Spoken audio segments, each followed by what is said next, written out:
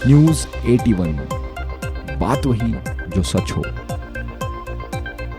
मुझे तो लगता है सक्सेस फेलियर कुछ नहीं होता है, वो जर्नी ज़्यादा खूबसूरत थी। आपको 100 लोग 100 अलग बातें बताएंगे, थोड़े दिन करते रहो कि मेरे लिए क्या सबसे बेस्ट है, आपको खुद ही खुद के सवालों का जवाब मिल जाएगा। पेरेंट्स को यही बोलूँगी कि अगर आप अपने बच्चों को सपोर्ट कर रहे हो, उनको सिर्फ उसी चीज़ की ज़रूरत है। सेल्फ कंट्रोल ही सब कुछ है, आपको कोई भी लेवल पे किधर भी सक्सेस चाहिए हो तो।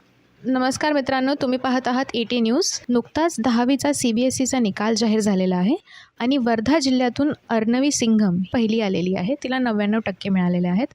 अर्णवी, सर्वप्रथम तुझं अभिनंदन, तुला हे घवघवीत यश मिळालं त्याबद्दल. Thank you so much. Arnavi, तुझी काय अपेक्षा होती आणि जेव्हा रिझल्ट डिक्लेअर झाला तेव्हा तुझे काय रिॲक्शन्स होते किंवा तुझ्या पेरेंट्सचे काय रिॲक्शन्स होते? मुझे मेरा जो छोटा भाई है अयान, उसका कॉल आया कि रिज़ल्ट आ गया है। तो हम दोनों ने एक साथ ही एक्चुअली वीडियो कॉल पे हम दोनों ने रिज़ल्ट चेक किया और जब सारे स्कोर्स देखे तो सच में लग रहा था कि ड्रीम्स सच में ट्रू आ जाते हैं। और वही एक जो वर्ड है डेल्यूल्यू आजकल जो चलता है, तो वही लग रहा था कि डेल्यूजन्स भी सच होता है अगर आपने उतनी फोकस और उतनी एनर्जी उस चीज़ को दी हो। डेली रूटीन भी बोर्ड्स के टाइम पे और स्कूल टाइम पे कंपैरेटिवली डिफरेंट भी नहीं, कंप्लीट अपोजिट था, एकदम अलग अलग चल रहा था। और मुझे लगता है कि सेल्फ कंट्रोल ही सब कुछ है, आपको कोई भी लेवल पे किधर भी सक्सेस चाहिए हो तो। मेरा फ़ोन मेरे साइड में भी रखा है और उसका नोटिफिकेशन भी आएगा तो मेरी इच्छा नहीं होती कि मैं जाके चेक कर लूँ, और ये मेरे पेरेंट्स को भी पता है। तो इसलिए आई थिंक पेरेंट्स को यही बोलूँगी कि अगर आप अपने बच्चों को सपोर्ट कर रहे हो, उनको सिर्फ उसी चीज़ की ज़रूरत है कि बच्चों को भी पता है कि पेरेंट्स हमारी भलाई के लिए ही बोल रहे हैं। सक्सेस फेलियर, जब मुझे आई थिंक सक्सेस मिली है तो मुझे तो लगता है सक्सेस फेलियर कुछ नहीं होता है।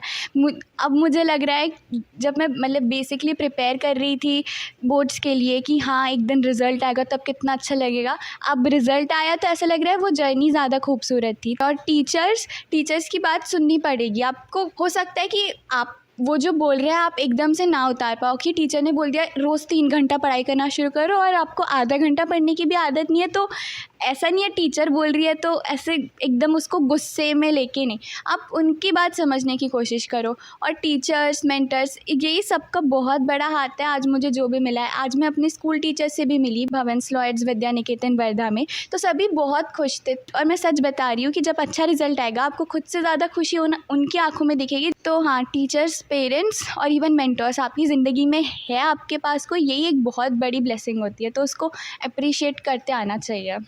बेसिक अशा कुठल्या टिप्स देशील तू की ज्याच्याने प्रत्येक स्टुडंटला हेल्प होईल त्याच्या अकॅडमिक्समध्ये?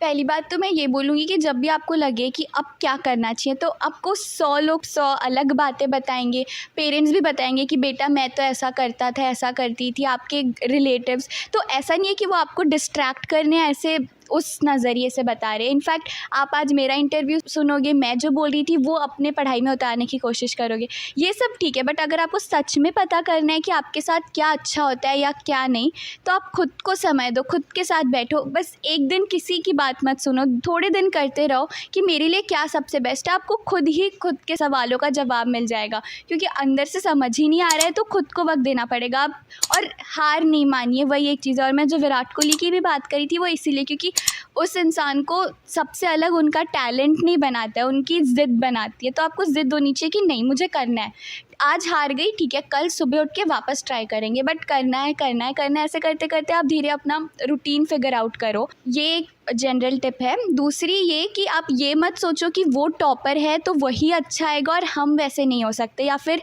हम ऐसे ही है, हमारे में इतना ही दिमाग है, ऐसा कुछ भी नहीं होता। मेरे हिसाब से तो जो बैक बेंचर्स होते हैं वो भी काफ़ी स्मार्ट होते हैं, बस वो उनका इंटरेस्ट पढ़ाई नहीं है। तो पढ़ाई को अपने रूटीन में लाओ, वही है। आप ये मत सोचो कि मैं किसी से कम हूँ या मुझसे पढ़ाई नहीं होगी, नहीं, बैक बेंचर हो उससे कोई फ़र्क नहीं पड़ता। मैंने हर सब्जेक्ट के बोर्ड्स के पहले 10 सैम्पल पेपर्स ओसवाल से सॉल्व किए थे, और सॉल्व मतलब सिर्फ ऊपर ऊपर से नहीं देखे थे, मैंने बैठ के 10:30 से 1:30 में सैम्पल पेपर्स लिखे हुए हैं।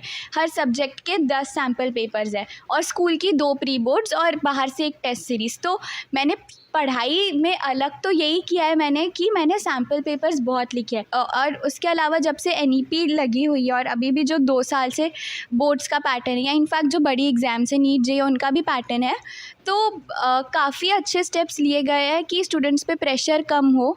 और यही बात है कि प्रैक्टिकल्स जो है अब स्कूल्स ने भी एफ़र्ट लेने चाहिए कि स्टूडेंट्स को प्रैक्टिकल्स करवाया जाए, सिर्फ उनको ऐसे ही मार्क्स ना दे दो, सच में उनको कुछ सिखाओ, उसी से इंटरेस्ट आएगा। और यही है कि एजुकेशन सिस्टम में ऐसा होना चाहिए कि आप बच्चों को फोर्स ना करो पढ़ाई करने के लिए, बच्चे खुद से होके पढ़ाई करें, और फिर वो कोई भी हो, वो बैक बेंचर्स हो या कुछ भी हो, एट द कोर लेवल कि हम टीचर्स ने ये स्टेप्स लेने चाहिए एज़ पर स्टूडेंट, मैं यही कहना चाहूँगी। अदरवाइज़ तो हम एक बहुत अच्छी दिशा में हेल कर रहे हैं एज इंडियन्स। जाता जाता तुला असा कुठला काही स्पेशल सल्ला द्यायचा का पेरेंट्सला असू दे, टीचर्सला असू दे किंवा स्टुडंट्सला असू दे पर्टिक्युलरली, की एक्झाम आहे, लाईफचा एंड नहीं आहे? कि जो आपने बोला कि एग्ज़ाम है, लाइफ का एंड, ये ही आप याद रखोगे तो ही सब निकल पाएगा। और मैं यही बोलूँगी कि कुछ भी हो जाए, बस आप अपना 100% दो। आपको ये पता होना चाहिए कि मैंने मेरा सब कुछ दिया है, मैं इससे ज़्यादा नहीं दे सकती थी। क्योंकि आपको गिल्ट भी आएगा तो वो इस बात का नहीं आएगा कि मुझे मार्क्स कम है, वो इस बात का आएगा कि शायद मैं और कर सकता था या कर सकती थी, और उस बात का बहुत बुरा लगेगा। और यही है कि एक ही चीज़ बोलूँगी जो इंग्लिश में बहुत फेमसली हर मूवी के एंड में या फिर ऐसे बोल देते कि at the end everything works out well.